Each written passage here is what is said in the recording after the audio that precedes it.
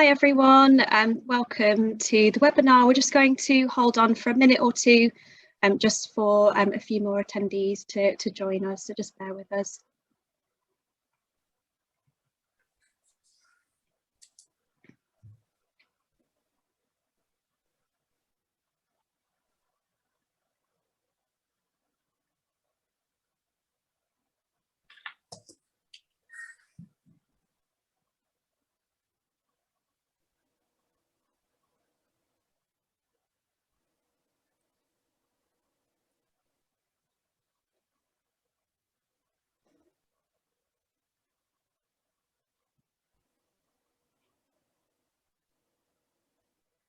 Great, thank you everyone. It's a few minutes past, so I'll kick off, and we're recording the presentation as well for any late joiners. But yeah, welcome and thanks everyone for coming and joining us. I know it's a very busy time at the moment as well, so it's really appreciated to take some time out of your day to come along.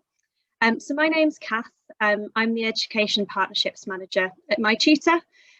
So the reason we're hosting this webinar with just a few weeks left of the summer term, we're hosting this to explore how SLTs this year have managed to support pupils through a disrupted and hopefully unique academic year. Today we're going to hear from some fantastic speakers as they tell us the methods that they've used to combat learning loss as children have returned back to school, and the key lessons and takeaways that they'll use for the new September start as well. So the way that things are going to run today, first of all, I'll kick things off with a brief introduction as to what MyTutor is. So sorry to anyone on the call that has worked with us before. And then we'll hear from two of our schools about their experiences and learnings from this year. We know that there's been a big push to rebuild pupils' confidence, especially those from a disadvantaged background, to combat learning loss. Through our one-to-one and three-to-one small group tutoring, we've been able to help over 650 schools this year and impact 53,000 pupils with our online learning. And I'll be mentioning a little bit more at the end of the presentation if you do want to hear some more about how to get involved in future years. So these are the brilliant speakers that we'll be hearing from today. Jags Hickey is the Deputy Head Teacher for Curriculum Standards, and we've got Rawlinson, who's the Head of Year 9 and Intervention Lead and Intervention and Support Lead, at Featherstone High School. And we'll also be hearing from Charlotte Rose, who's the Pupil Premium Lead at Albans Girls School as well. Our hope is that you can take away some concrete insights and ideas from these talks. But if you do have any questions during the webinar and you'd like to submit those to our panelists, we're going to have a short Q&A at the end of the session. So please do just pop those in the box at the bottom of your screen, and you can also upvote anyone's questions if you'd like to hear the answer too. So first of all, I'm just going to give a brief overview as to what MyTutor is and provide a little bit of context there for you guys. At MyTutor, we've been delivering online tutoring to schools for over 5 years. It was initially born out of the need to provide disadvantaged students with high quality, personalised and also scalable tutoring. But with the events of the last 18 months, things have changed quite a lot. It's clear that attainment gaps are only going to be getting bigger. And with the government investing so heavily in tutoring, MyTutor's been supporting students across more schools than ever this year. But what is it that we actually do? As a brief overview, we're an online tutoring platform that's designed to reinforce classroom learning and raise attainment and confidence of students. We match students with university tutors to deliver either one-to-one or small group tutoring from Key Stage 3 to Key Stage 5 across English, Maths and Science. All of the tutoring is live and it's personalised and can fit around your timetables, either happening during the school day or after school, depending on the needs of your school and your students. Our tutors themselves are recruited from top universities in the UK. We're quite selective about which tutors get through. Only about 1 in 8 applicants get through our recruitment process, and they all go through a live training programme before they go live on our platform as well. They're all subject specialists and have recent exam experience, so it's quite nice. They're quite close in age to students that they're tutoring. They've gone through it themselves quite recently, so they act as a near-peer role model for those students.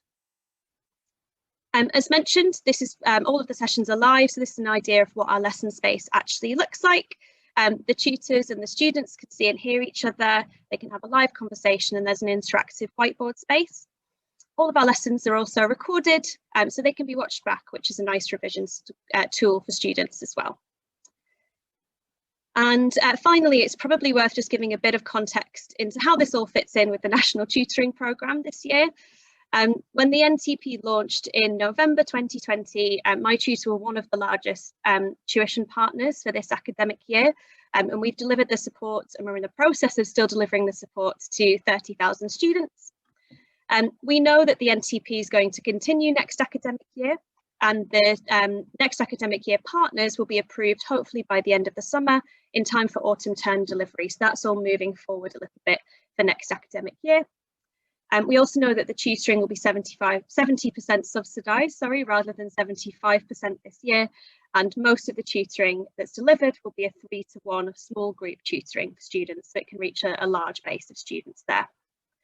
As mentioned, if you'd like to hear any more about this or have any questions about anything that I just mentioned there, you can complete the survey, which is going to pop up at the end of the webinar, or you can contact me directly at kath@mytutor.co.uk if you've got any specific questions. That's all from me for now. What I'm going to do is pass over to our wonderful guest speakers. First up, we have Jags and Zach from Featherstone High School.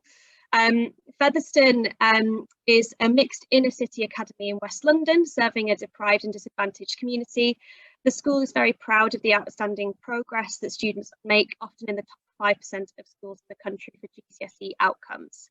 Many students successfully gain places at prestigious universities and are often the first in their families to do so. The school has been awarded first world-class status, reflecting a strong commitment to enrichment and to wider learning. So I'll pass over to you now, Jags and Zach. Thank you very much, Kath.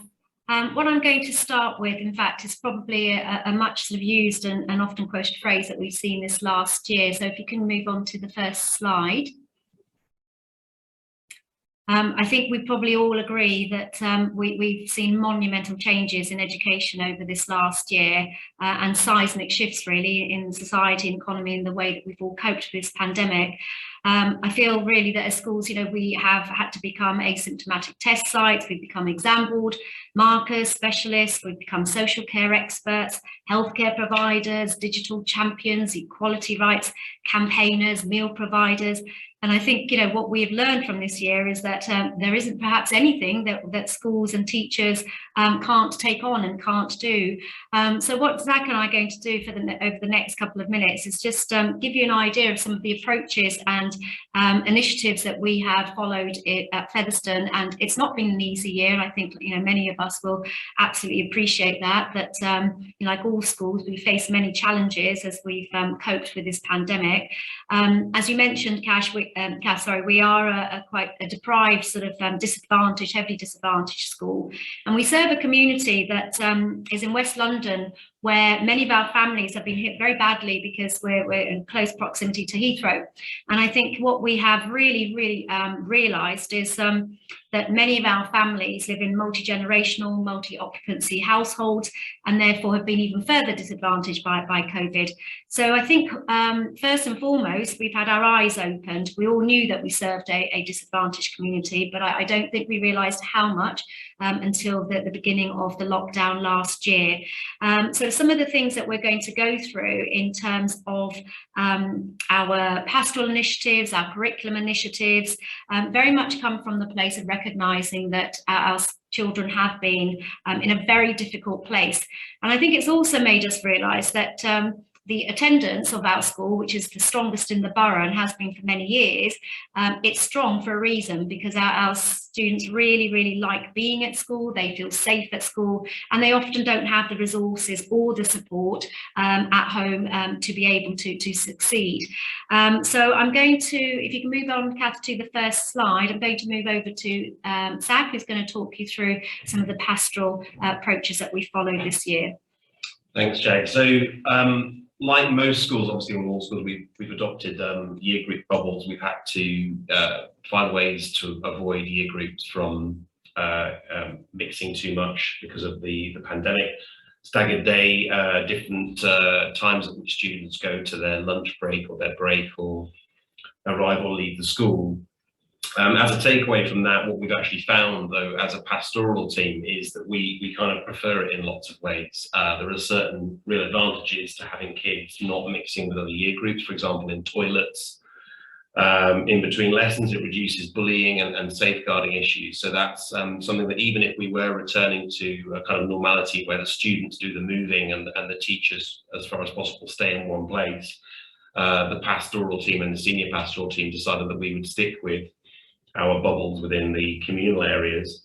Digital technology has been a big one, and it's been in the news a lot. We've actually handed out exactly 399 laptops, similar amount of dongles to allow Wi-Fi access, and allowing access to BT hotspots to students who we've realised are really struggling to access learning during lockdown.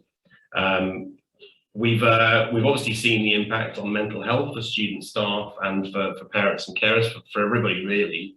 And it's just meant an even more nurturing approach than we were using before, really, being very mindful of the language that we use with students. We've avoided using phrases like catching up and lost learning.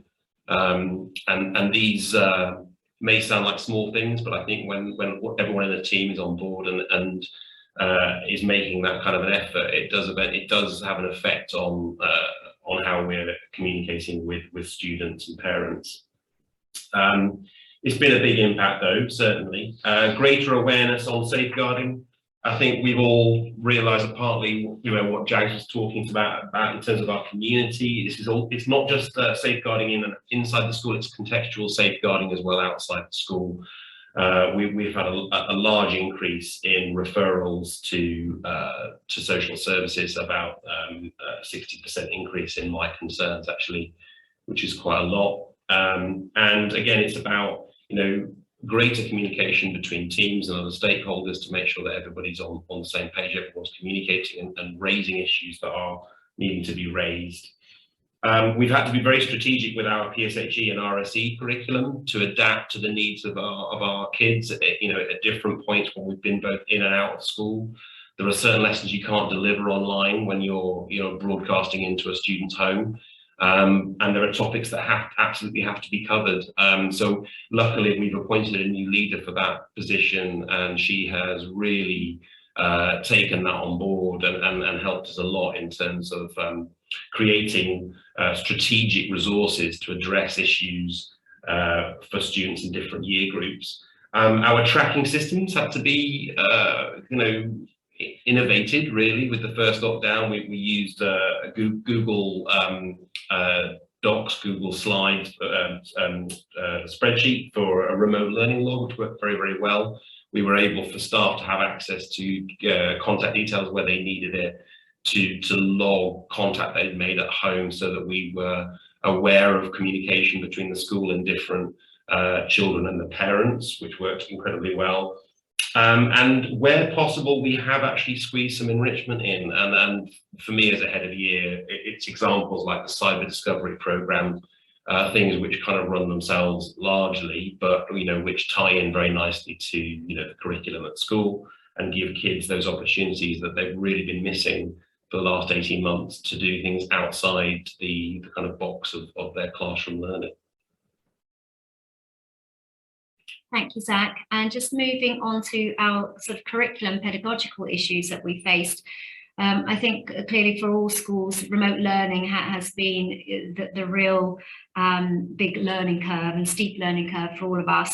And certainly when we went into the first lockdown, we just didn't know what to expect. And that's, the stage when we realized that most of our students didn't have access or the right sort of access to our learning platform, and that we were using multiple learning platforms. So the first thing we needed to do was really simplify our approach and move towards just one single simplified platform. And then secondly, make sure that, of course, everybody had access to devices, particularly as we move towards the second lockdown in this spring term, when all primary school children were also experiencing live streaming lessons at the same time as secondary school children, at the same time as parents were at home. So we were finding ourselves in the position of handing out at least 2 or 3 devices to each family, in some cases even more. But also, it wasn't just just about sort of making sure we had a remote learning sort of policy in place, which I'll talk more about in just a moment, but making sure children have access to the right equipment, and then making sure we're using very, very clear, simple platforms and training everybody up on it. But then also, by the time we've got that set up, checking that the teaching and learning aspect is of a really high quality. What we found in March, the first lockdown, is that many of our students, in fact the majority of our students, were not able to engage remotely at all. And as Zach mentioned earlier on, we instituted a spreadsheet, a tracking device, but we realized that needed improvement as well. So as we all started in September 2020, I think we were all mindful that we were going to move to another lockdown at some point. So that's when we started to develop our remote learning policy and our virtual learning policy. And we have a teacher developer team, and they worked very closely with a new group that we still keep, the digital learning group. We've not disbanded that. We have a curriculum deputy head teacher in charge of a digital learning group. And in fact, we had a new appointment in terms of a digital learning lead and others who are interested in working with this group. And we made sure that our teaching and learning group married up and worked in tandem with our digital learning group, so that we could refine the technological sort of developments, but also really keeping in mind, what's at the heart of teaching and learning, and making sure that our policy was very clear.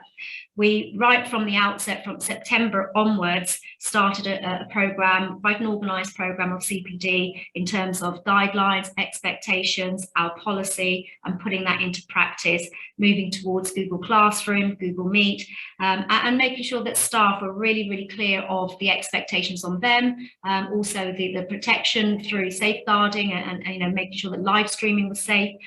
We certainly moved towards a more centralised sort of policy, insisting that all year groups had live streaming.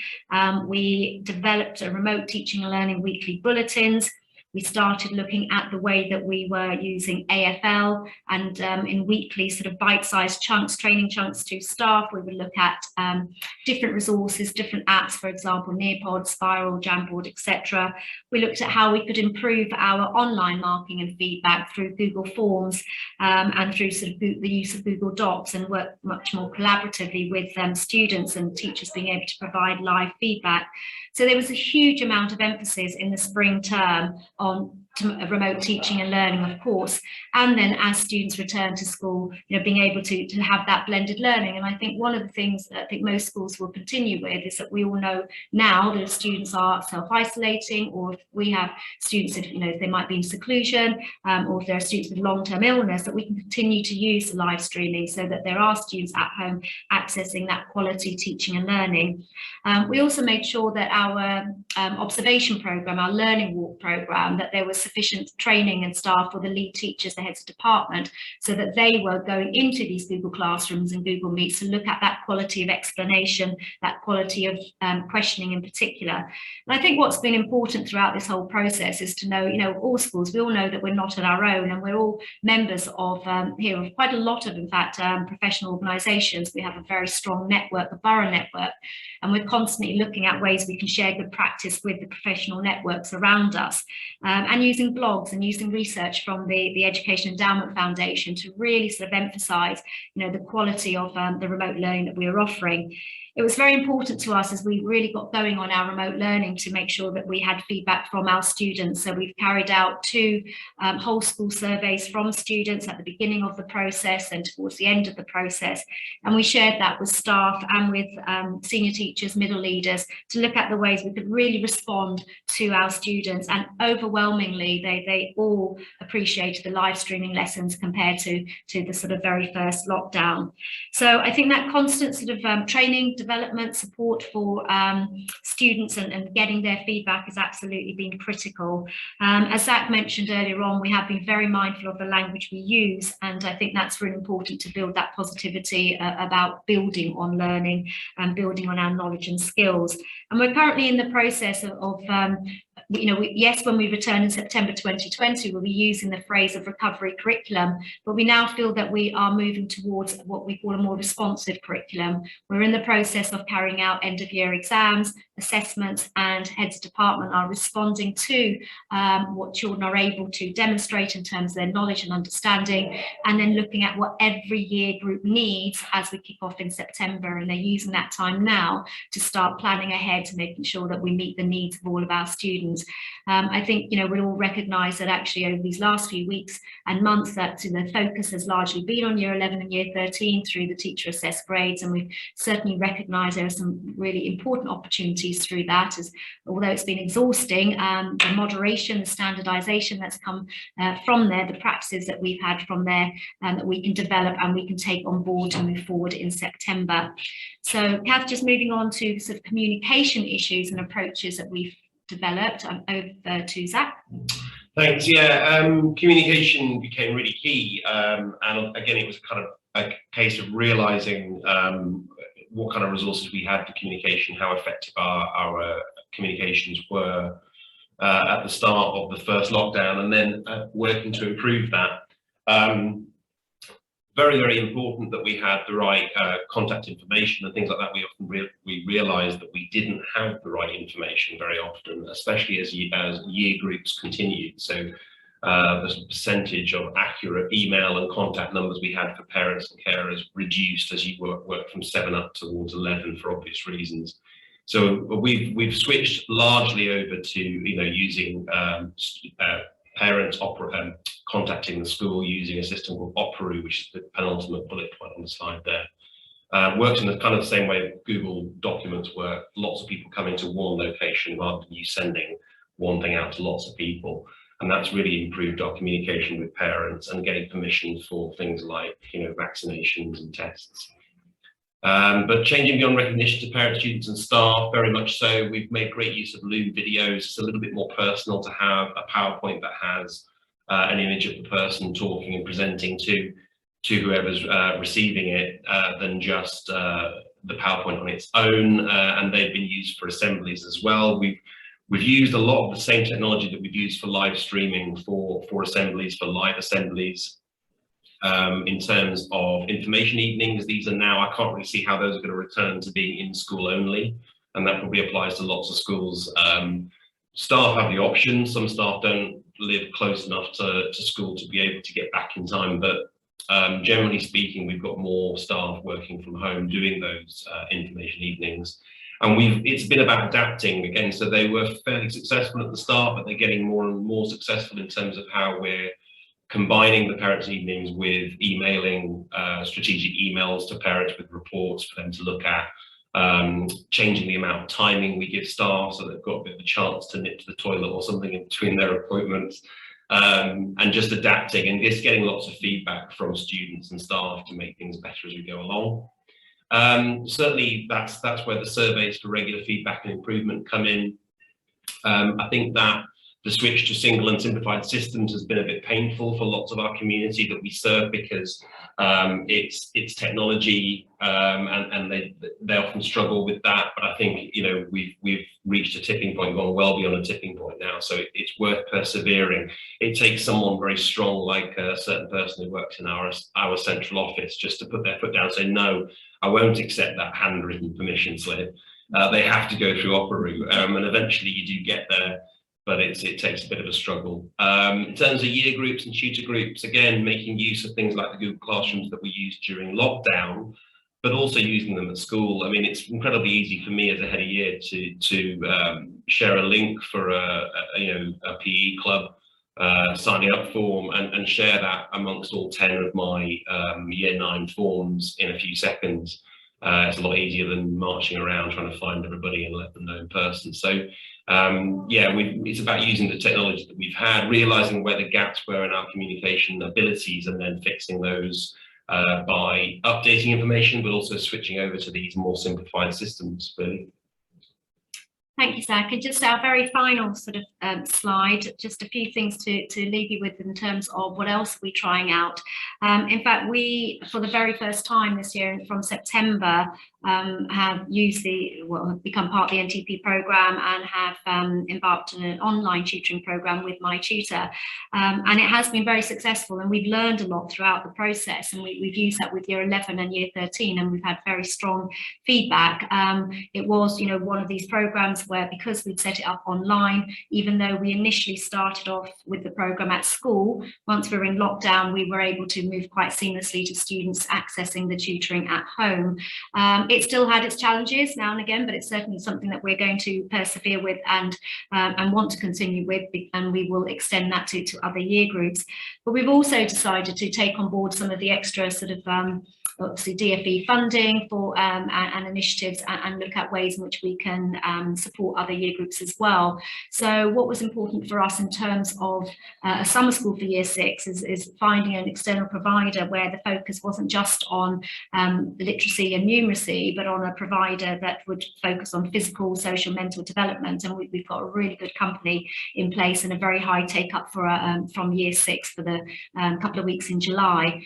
We've also decided to embark on an actual Saturday school face-to-face tutoring that will dovetail our MyTutor online programme, and we hope to start this in September, and we'll roll this out with year 9 and 10, and then move to other year groups, again with that sort of focus on literacy and numeracy.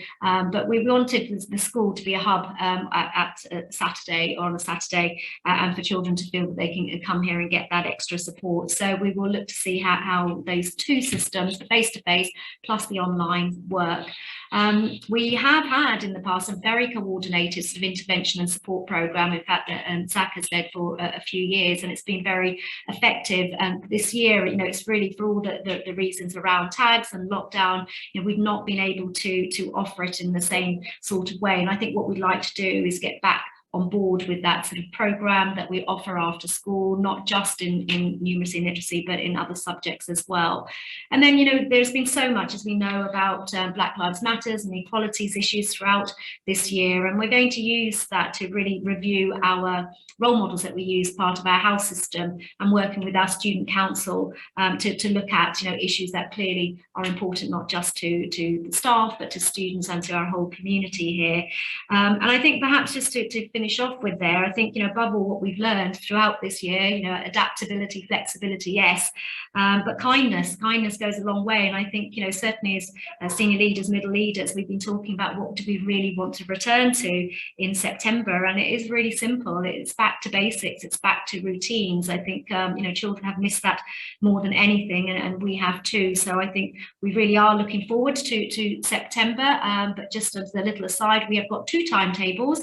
We've got one timetable that is supposing that everything is normal and without the sort of teaching in bubbles, and then we have got a timetable just in case. Thank you. Thanks so much for that, both. Some really interesting takeaways there, and I really like that return, kindness goes a long way, back to basics message. I think absolutely something we could all get on board with from here on out. So thanks very much for that. Just a reminder to our attendees, if there are any questions for Jags and Zach, do pop them in the Q&A box, and we'll get round to answering those at the end. But now we're going to be moving on to hear from our next brilliant speaker, Charlotte Rose. Charlotte's an assistant head teacher at St Albans Girls School, also known as Stags, and she's responsible for assessment, data and vulnerable groups, having previously led the current Year 11 cohort for the last 5 years as Director of Learning. Stags prides itself on providing an environment where students are learning for life in a community where all can excel. So I'll hand over to you now, Charlotte. Brilliant, thank you so much. It's a real privilege to be able to present to everyone who's watching today for MyTutor. MyTutor has been a real integral part of Stag's life for the last 2 years. And although that's such a short period of time, it feels like I've been working with the company for a very long time, in a good way, I can assure you. If you can go to the next slide for me, please. Fantastic. Okay, so I wanted to give you a picture for what MyTutor looks like at Stags, as I appreciate that some people may not have used it before, and you might want some kind of guidance around how we've implemented it here. I met Richard at the Pupil Premium Conference in September 2019, and from there we have kind of gone head first, and it's continued to snowball in a very positive way, with the picture of where we are now. So as you can see, we started with Maths 1-to-1, and that was purely Pupil Premium students, run after school, just like a generic club. This was obviously all pre-COVID. Fairly straightforward once it was set up and organised, and the IT team worked very well with MyTutor to make sure that that was all very smooth, and that was very well thought of by the students, but equally by the maths department, and they felt, you know, very lucky to have this additional input to be able to support their year 11 students. Obviously, everyone knows what happened last year, and there were no exams, so we didn't actually have the opportunity to then look at the impacts, the hard data, but I'll come on to that a little bit later, and some of the softer data and the views of the students, which arguably is more important, dare I say that. And where we are now, so we started fully believing in MyTutor from the reviews that we did with the students and how much they enjoyed it. We doubled our uptake, and we looked to bring in year 10 and 11 students to all have maths tutoring, and again that was very popular. Lo and behold, lockdown happened again, so we moved to the online system and the sessions happening from home. And similarly to the team mentioning before, luckily we'd already given out so many Chromebooks that it meant that it was such a smooth transition for us. The main thing was using a tool such as EduLink, so similar to I think probably your Operoo, to notify students and parents of when the session was upcoming, and just supporting that attendance and giving those extra nudges. I'd say that's probably been the biggest challenge for me running the sessions, just to make sure that students are engaged and are online. And equally, one of the battles of being online all day through lockdown and then having an online session afterwards. That was a challenge at times, but we worked around that, which was really positive. Along come the NTP, which meant that we could really kind of widen the net and offer more to more students and more subjects. So we branched out to maths, English and science, and we also included year 9 students, which was a real trial for us because in honesty we weren't sure if they were ready, or if they would feel, you know, like it was too much pressure too soon, given that the push towards GCSE content is that where this should be focused. But again, the uptake has been fantastic and students have really enjoyed it. What's been positive is the communication between the tutors and the students. One of the things that I think is fantastic about MyTutor is they're so open to feedback, and that's as a company, but also the tutors. And so when some of our students were finding it a little bit too tough, but they were in a group that, you know, they felt were progressing before ahead of them, we can make those changes very easily. And equally, if the tutor wasn't aware that maybe they could push them a little bit harder, that feedback was taken on board and the changes were made. So again, really, really positive company to work with, to be honest. They haven't paid me to say that. I'm just, you know, generic. That is actually how the students feel. And it also meant that we could, because of the increased numbers, so to go from 20 students to 90 students, we could look at other groups as well. So we kind of widened our net to include other vulnerable groups, and that has been fantastic, particularly looking at confidence and the impact it's had within the class. So now we're back in school. The session still happened online because we felt like that was organised and set, ready to go, and they're actually still running at the moment as well. However, students have sort of, they're not sure yet whether they want it to be run at home or run at school, and that's something that we're looking at for planning next year.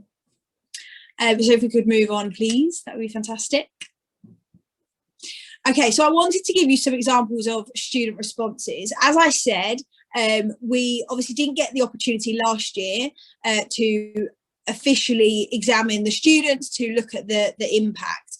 The analysis for this year hasn't yet been done for obvious reasons, but this these are examples of student responses from the previous 2 years, and you can really get a feel for the trust and the confidence that they feel that they were getting and gaining from their tuition.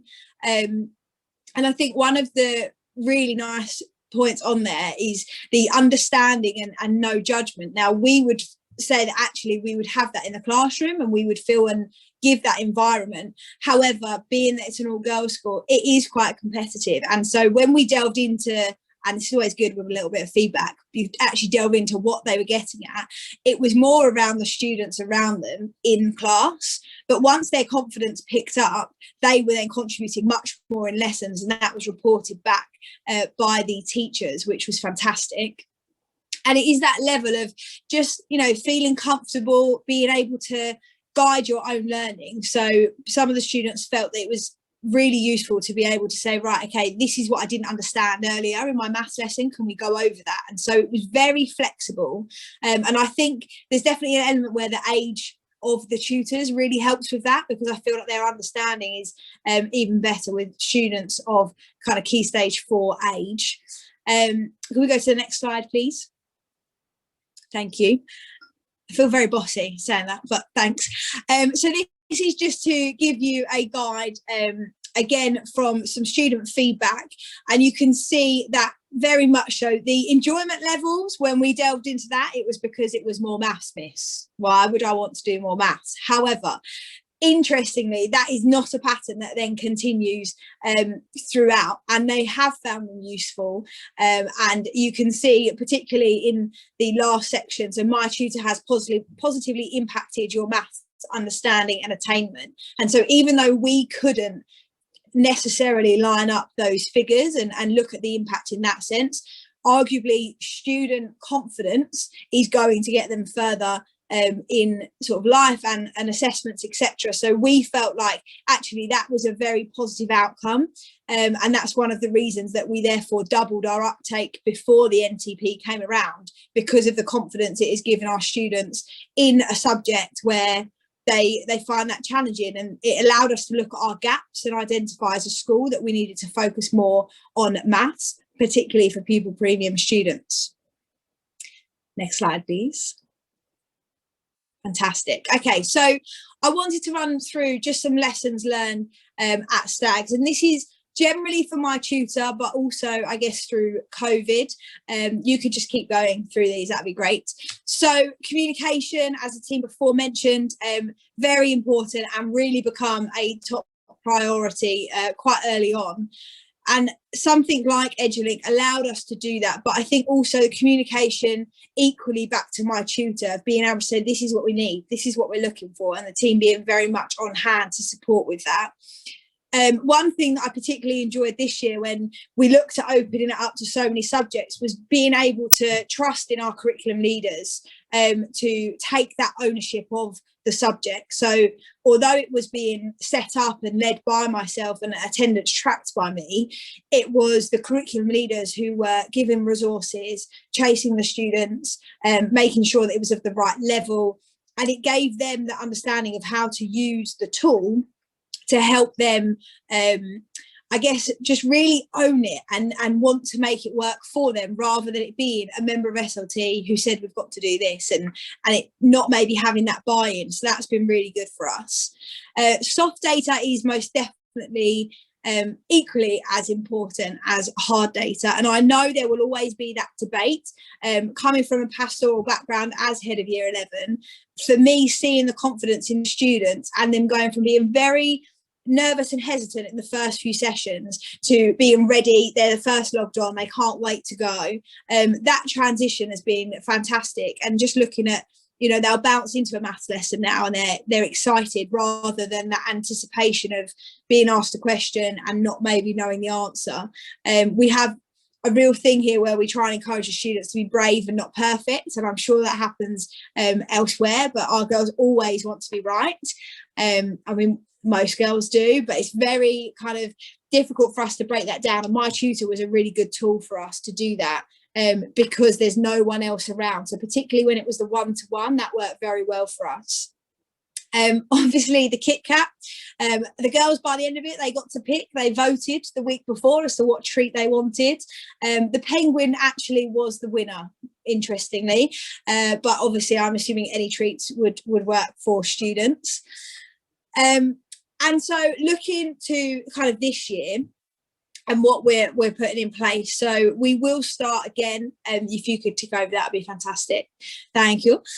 We are still going to run with our one-to-one maths for years 10 and 11, and then we will hopefully look to be offered again for the 3-to-1 NTP, and if that is the case we will buying, probably looking at a very similar system. We're yet to decide whether we're going to use the year 9s. We're waiting for the feedback from the year 9s this year and also the results from their end of year exams to see how that marries.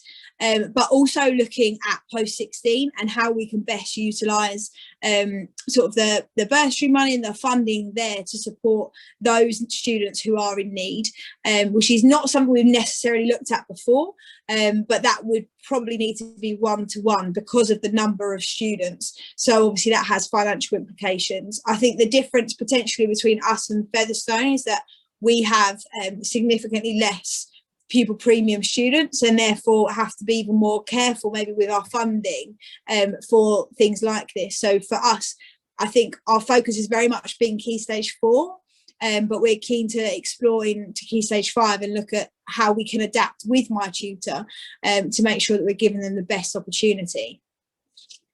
Okay, the final slide then, please. So at Stags, we've focused a lot on our COVID keeps, and I guess this links in very much to the previous presentation. There are many things that we've really kind of embraced, and these are just a few to highlight. We have actually COVID keeps Google formed that's a bit of a mouthful, our students, parents and teachers and governors to find out what everyone feels like are things that have come around from COVID that we would definitely keep because it's been a really positive change. And there are just, that's a small handful of some examples that we are going to keep. So we have definitely learned that we are all tech gurus, Loom, Google and iMovie, just to name a few. Even our head teacher can make an iMovie now, which is pretty impressive. She would say that herself, so I'm not in trouble for that. And I think it's having that confidence in the technology. It's something that's definitely enabled us to see how a blended curriculum can really benefit and work for students. We're in a great position now because of the support from the government with devices. We are in an affluent area, so that for the majority of students, having a device wasn't necessarily an issue, but we're actually bringing in next year, technology has kind of really flourished for us. So next year, our year 7 and 8 students will all have a device, whether that's sort of bring your own or a buy-in scheme. And without COVID, do I think we would necessarily be in that position? I'm not sure we would, because I'm not sure we would have had the confidence to say, you know what, we've absolutely got this, because our students are prepared and we've already redesigned those schemes of learning to work online and blended. And that in itself will mean that we'll be able to use Google Classroom, as was mentioned before, but being able to send those reminders and set work.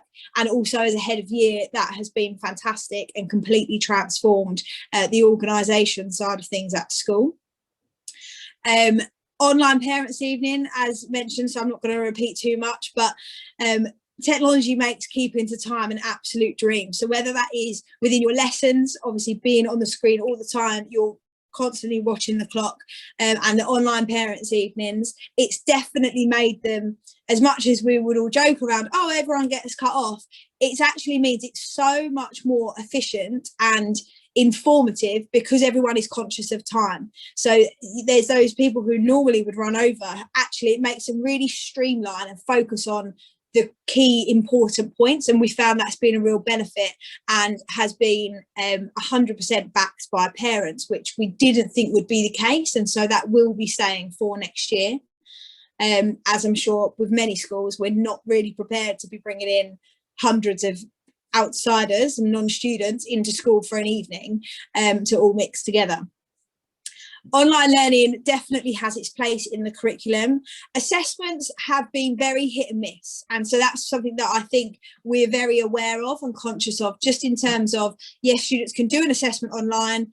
Many assessments mark themselves. It makes it easier, quicker, it's time saving. However, you do have that element where a student is online, they have access to everything else, and maybe the integrity or the validity of the work is then questionable. So that's something that we've really kind of learned and are aware of for next year.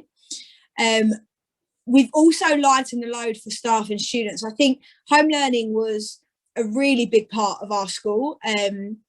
And we really valued that extra additional time, whether that was recapping, covering additional content ahead of a lesson, for example. But actually, we've realised that that's not what our students need right now. And so given the need for the personal development side of things and students to have the chance to go and have fun in a club and enjoy themselves, we wanted to make sure that that opportunity was there. And essentially, the old comment of, I can't, I've got too much homework, is gone. And that's something we're really kind of pushing forwards for next year. So there'll be a big reduction in home learning for our students. The student support hub, so I'm sure many schools have this, it might be called something different, essentially a pastoral centre where students can go if they are worried or concerned about different bits and pieces. It became quite an onerous task. It was always very busy and there were lots of people there for varying reasons, some valid, some to, maybe avoid part of a lesson for a little bit of time. And Student Support Hub has now gone online with an appointment system. Obviously, if students need to go there, something's come up straight away, that's absolutely fine. But what we've seen is a real increase in emotional regulation of students, and then being able to understand that they're absolutely listened to, they can be heard, but they don't necessarily need to go straight to that point of call and sit for a significant period of time, for example, and dwell on it. So it's actually helped their resilience, which is positive. But we obviously equally have seen an increase in social services referrals and the higher level needs, which again is quite unusual for our school at those figures. And the final thing that's been a massive COVID keeps for us is the designated year group areas, particularly at lunchtimes, break times. It's made a massive difference for us to be able to have an area where we know those students are there. It's easier to monitor. The space is easier to then clean and check that we're all good for the COVID side of things. But also as a head of year, it means that you can then be around your year group as opposed to having 7 or 8 different classrooms where you need to go and monitor and check and make sure they're okay. And it's created a real community feeling, and equally has made things safer by having, for example, year group toilets, whereby students, they're in that area. If there is an issue there, whether that might be like low-level vandalism or there's been some sort of altercation between students, it's more contained, and we can definitely hone in on it a lot more to be able to support the students in their kind of recovery. I guess just to finalise on that, there's been many things that have been challenges for all of us. COVID has kept us on our toes, most definitely. Lots of positive things, but I think the biggest thing is our community and how we've pulled together, as I'm sure many schools have. But for us moving forward, MyTutor is definitely an integral part of what we are delivering for our students. Thank you. Amazing. Thanks so much, Charlotte, and some more fabulous learnings there and keeps from the last year. So really, really interesting. So we've got a couple of questions now. There's space for a couple more. If anyone does have anything else to ask, do feel free to pop it in the Q&A box. But the first one that we actually had through was around pupil engagement and initiatives that have worked well to improve student engagement, either while students are online or in general over the course of the year. Jags and Zach, I'll throw this one to you first. Are there any sort of particular initiatives that you've seen work well? Yeah, I mean, We certainly had a lot of issues with pupil engagement from the first lockdown, and we learned from that. And I think what we did quite successfully with the second one was really emphasise to staff about when we're in school, we're all quite familiar with using positive achievement points and behaviour points, and that had all sort of gone out the window. So we returned to having new categories of points. So in terms of pupil engagement during lockdown, their contributions, their sort of their participation in remote learning. And so with those positive points, then we were able to start sending postcards home, rewards, vouchers as we got to the end of the half term. Many of our heads of year started newsletters and weekly newsletters, and I think that was one of those as a weekly as a way of keeping in touch with students regularly. And all students were encouraged then to participate in that newsletter. And so if they were engaged in particular activities at home, lessons that might have been, say, baking lessons, food technology lessons, etc., they'd send in pictures of things that they were doing, and we put that onto the newsletter, and we'd highlight any child that had really worked hard and overcome huge barriers and difficulties, and they produced an amazing piece of work that was highlighted in newsletters and the assemblies and Google Classrooms. So in a way, it was an element of show and tell as well, that they were sort of proud of some of the work that they were completing at home. Zach, anything to add? I think just really a huge amount of contact. I think when kids being at home, isolated within their family context. For a lot of the kids that we've got, coming into school, the ones that we really need to get in touch with and just make lots of phone calls. Me and my team, we made hundreds and hundreds of phone calls. I can honestly say that quite a lot of my year group was spoken to at least 2 or 3 times during the second lockdown when they went to school. And it made a huge difference to them. So yeah, a lot of contact, a lot of communication. Yeah, really interesting. And Charlotte, you mentioned your Kit Kat versus Penguin voting, but is there anything else to add from your side as well? Yeah, definitely. I think that we are in a different position in terms of the number of students. So for us, we had a lot more, popping round, making sure students are okay, have they got everything they need, and having that contact with parents. Because of the area that we are in, it's less likely for these families to come forwards for that help, because they feel like they're maybe the only ones and they don't want to trouble you. So the communication, as Zach said, numerous phone calls, but also initially when we were giving out the food parcels, that gave us a really good contact point. And in honesty, also meant it opened our eyes to some of the living conditions of students and the support that we really needed to make note of, that had we not gone and dropped that food parcel, we wouldn't have necessarily known. And now families come to us much more and are asking for that support, which is really important, but it's a balance, isn't it, as well, of not making it also.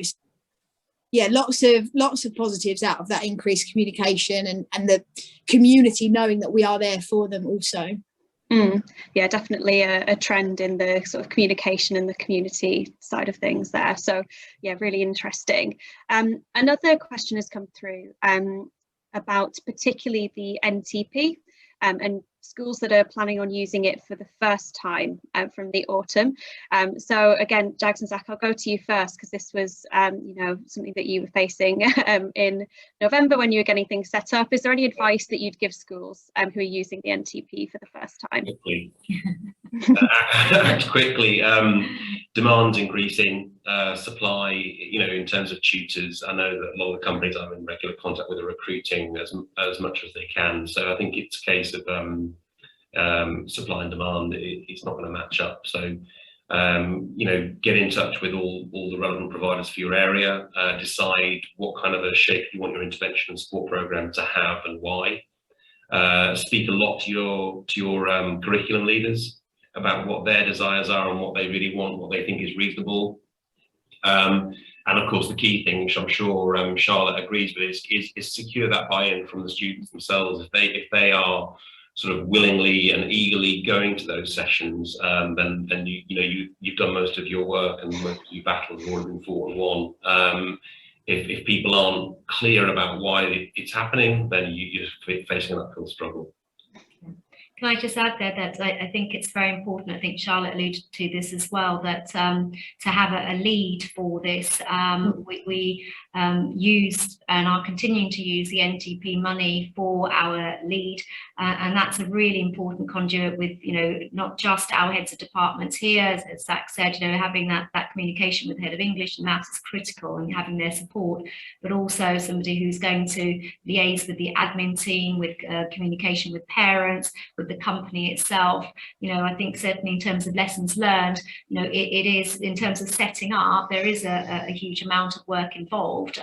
The rewards are great though, and we've learned in terms of how we would, you know, set up perhaps much more efficiently down our end, and you know, and making sure that students have really good experiences. And again, you know, Charlotte mentioned this as well, the feedback, because we're learning at the same time as, because it's a brand new experience for us, but that the contact we've had with MyTutor has been excellent, and anytime there have been issues, they've been resolved really quickly. So I'd say, you know, for any school that's setting it up from the very first instance, I mean, we right from the start wrote a job description for the lead for this for the NTP intervention and support, and we made it really clear, you know, the different aspects of this role, and as Zach said, that the buy-in from students is critical, and looking at what suits your school in terms of the needs for your children. Is it best that it's there, you know, in terms of at the end of the school day, does that work in an environment where they can all sort of learn together, and you've got all the resources there? That was important for us to begin with, because we knew that many of our students wouldn't have the access to the technology at home. And then we knew also that when we got to this lockdown in the spring, that we had equipped many of our students at home to be able to then move to the seamless transition to online in their own houses. But I think just making sure that you're very, very comfortable with the NTP provider, and you're getting sort of everything that you want as well. That constant communication is critical. But it's been a good experience, and we'll continue with MyTutor. Fabulous. Charlotte, is there anything else to add in terms of, I guess, your top tips for starting any tutoring, I guess, for the first time? Yeah, I guess I would say it's definitely about what suits you and suits your students. As Jags has just kind of put forwards, really, we are going to look back to doing it at school, after school, so that we have that element of control. And before, we had kind of reminders going out in the morning. There'll still be a message that's sent home to remind parents and the students, but it just enabled us to have that little bit more control and organisation here. And I would say there were maybe less issues occurring and etc., because we had the control over that. But also it means that by doing it after school as opposed to lunchtime, which we trialled when we did the MyTutor trial for them, at lunchtime the students felt like there was just not enough time to switch off and just going from, you know, lesson, lunch, back to lesson. And so it will go to after school, but I think that's what suits us at the minute, and means that our students have the best balance. If we see that changes again next year, then we will look at that definitely. But absolutely, it's about the student buy-in, and letting them know, you know, how actually this is a big financial cost to the school, and we're really believing in them. And if you kind of instill it in that way, that, you know, we believe that you can achieve everything that you want to, we're prepared to give you that support and that bit of extra help that ultimately you may not have been able to do without. And I think that's probably been one of our biggest factors for buying for students, because they feel so grateful that we are believing in them, backing them, and ultimately paying for tutoring that in this are already having, and it puts them on that equal footing. So I think it's about making it a positive experience and getting in, but also it's not a negative. Yeah, absolutely, and that framing to students is absolutely key, and certainly something that we've seen really help engagement. Thanks so much for asking those questions, guys. We are now at 5 o'clock, so there aren't time for any more, but if there was anything that anyone else wanted to ask, do feel free, as I mentioned, to send a note through to me. And I want to say another big big thank you to our fantastic speakers. It's been really, really good to hear about your experiences and some really useful learnings that you've shared there from this year. Thanks to everyone who's attended. I really hope you have found it valuable. If just at the end of the recording, at the end of the webinar, sorry, there will be a survey that you can complete that will help us inform future webinars. So if there is any feedback, anything that you would like to add, please do let us know. It will also help us understand whether you'd like to see any different content or more content from us. You can also flag up if you would like to receive our impact report or hear more from MyTutor separately. And as mentioned, do feel free to pop me an email as well. So thanks once again, Charlotte, Jags, Zach. It's been lovely, and stay safe, everyone. Thanks so much for your time.